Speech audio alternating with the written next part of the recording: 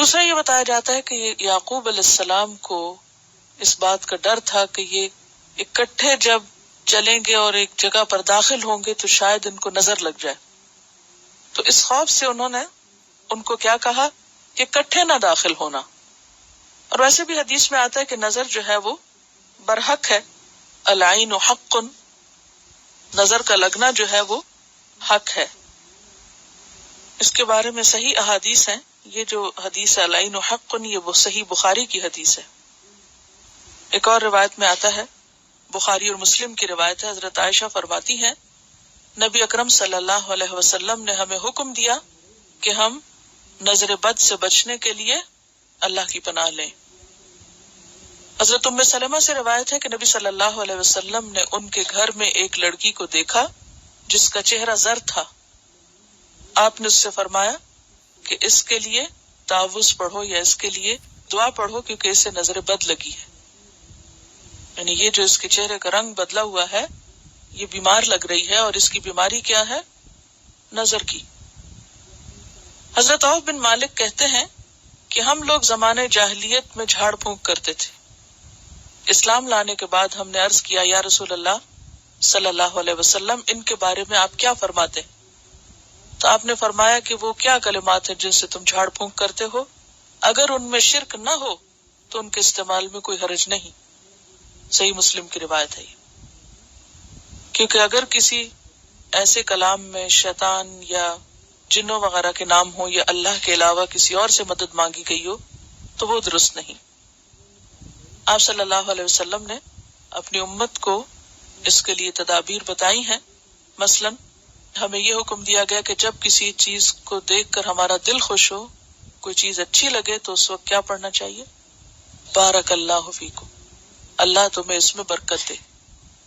اور اسی طرح ماشاء اللہ بھی، ماشاء اللہ لا قوت الا باللہ، یہ سورۃ الکہف کے الفاظ ہیں.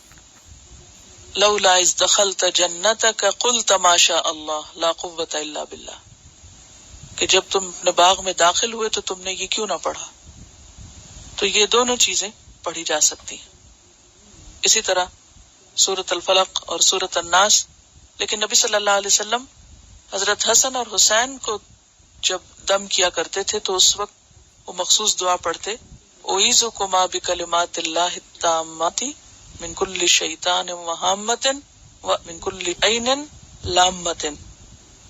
اور آپ ان دونوں کو کہتے کہ میں تمہیں اسی طرح دم کر رہا ہوں جس طرح ابراہیم علیہ السلام اپنے دونوں بیٹوں اسحاق اور اسماعیل کو کیا کرتے تھے.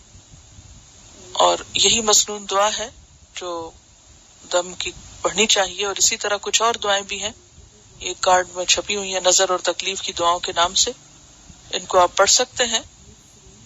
اور بات یہ ہے کہ انسان کی جو آنکھ ہے اس کے اندر بہت اثر ہے، اس کے اندر سے جو ریز نکلتی ان میں بھی ایک طاقت ہے. بالکل ایسے جیسے سورج کی ریز ہیں یا چاند کی ہیں یا ستاروں کی کرنیں ہیں یا کسی بھی چیز کی، یا ایکس ریز ہیں یا پھر الٹرا وائلٹ ریز ہیں. تو ریز جو ہیں یعنی کسی بھی چیز سے نکلنے والے جو اثرات ہیں وہ اپنا اثر رکھتے ہیں، اور بعض اوقات اچھا اثر ہوتا ہے اور بعض اوقات نہیں ہوتا. اب مثال کے طور پر آپ دیکھیں کہ وہ بچے جو ماں باپ کی نگاہوں کے سامنے ہوتے ہیں یا ماں باپ کی شفقت ان کو ملتی ہے تو ان کا انداز اور ہوتا ہے، اور جو یتیم بچے ہوتے ہیں یا ماں باپ کی شفقت سے محروم ہوتے ہیں یا ماں باپ کی جو نظر ہے یا توجہ ہے ان پہ نہیں ہوتی تو وہ مختلف ہوتے ہیں. اسی طرح آپ دیکھیں کہ نگاہ جو ہے وہ محبت کی بھی ہو سکتی، حسد کی بھی ہو سکتی، نفرت کی بھی ہو سکتی، اور ہر طرح کی نگاہیں جو ہیں وہ محسوس بھی کی جاتی ہیں. حالانکہ آپ ان کو ڈیفائن نہیں بھی کر سکتے لیکن محسوس ضرور کر سکتے ہیں. انسان کے جو دل کے احساسات اور جذبات ہیں وہ اس کی نگاہوں سے ٹپکتے ہیں، خواہ وہ خوف ہو یا غم ہو یا غصہ ہو یا نفرت ہو یا محبت ہو یا کسی بھی طرح کے جذبات ہوں. تو جب انسان کے دل کے جذبات اس کی نگاہوں کے راستے دوسرے انسان پہ پڑتے ہیں تو اس کے جسم میں ایک ریئیکشن ہوتا ہے اس کا. اسی وجہ سے آپ نے دیکھا ہوگا کہ جب ایک شخص دوسرے سے محبت کرتا ہے تو دوسرا بھی جواباً اس کا ریئیکشن کیا ہوتا ہے؟ محبت کا ریئیکشن محبت میں ہوتا ہے، اور عام طور پر نفرت کا نفرت میں. تو جو لوگ محبتیں دینا جانتے ہیں ان کو ملتی بھی ہیں، وہ لینا بھی جانتے ہیں. لیکن اگر آپ کسی کو نفرت دے رہے ہیں تو جواب میں محبت ایکسپیکٹ نہ کریں.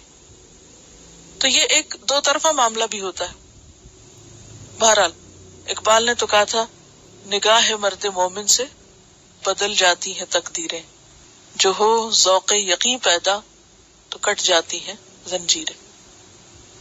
تو اس کا یہ مطلب نہیں کہ اس کے پاس کسی بھی نگاہ مرد مومن سے مراد یہ ہے کہ کوئی اس کے پاس ایسا اختیار ہے یا ایسا زور ہے یا قوت ہے کہ جس سے وہ نعوذ باللہ اللہ کے اختیارات میں شریک ہو گیا ہے. نہیں، اس سے مراد یہ ہے کہ انسانوں کو اللہ نے جو مختلف طرح کی طاقتیں دے رکھی ہیں، وہ طاقت صرف ہاتھ کی طاقت نہیں، وہ صرف زبان کی طاقت نہیں، وہ نگاہ کی بھی ہے اور وہ انسان کے عمل کی بھی ہے. اور یہ ساری چیزیں اثر انداز ہوتی ہیں.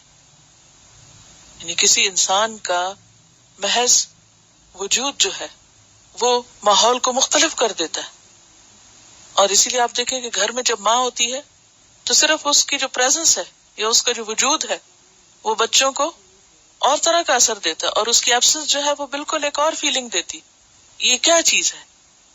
یہ محض ایک وجود ہی تو ہے کہ ماں کا ایک وجود موجود ہے، تو اس کی جو موجودگی ہے اور اس کی جو فیلنگ ہے اور جو اس کے اثرات ہیں اور اس کی جو محبت ہے یا اس کا جو غصہ ہے یا جو بھی اس کی کیفیت ہے وہ پورے گھر پر اثر انداز ہوتی.